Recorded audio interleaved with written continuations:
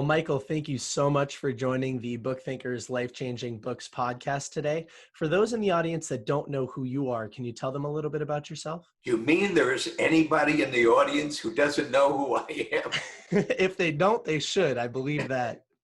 Hello, hello. Well, I'm Michael E. Gerber, the author of the E-Myth books, the founder of E-Myth Worldwide, the creator of Radical You, and a extreme outreach to literally millions of people in business, the smallest of the small, the people who are struggling to get over the chaos that exists in the world today and has existed despite what we think the pandemic has caused, has existed for year after year after year after year over the 40 years that I've been doing this work.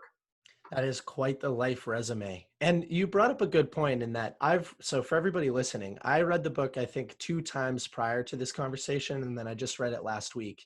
And the entire time that I was reading it last week, I was reading it through the lens of this pandemic that we're experiencing. And we read about how small businesses are shutting down, but the statistics that you actually give in the beginning of the book would dictate that that has been happening for a very long time. It's been very hard, despite what you see on social media, to actually start and run a business, a small business. Yeah, it's very, very hard. And it's very hard for the obvious reasons that I talk about in all of my books. That the people who start businesses start them for the wrong reason.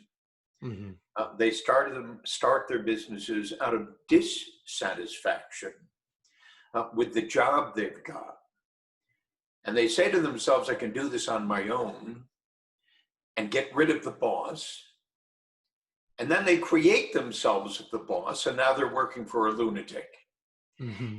And they have no idea of the problem because they thought the problem was the boss, when in fact, they simply became the problem they left behind.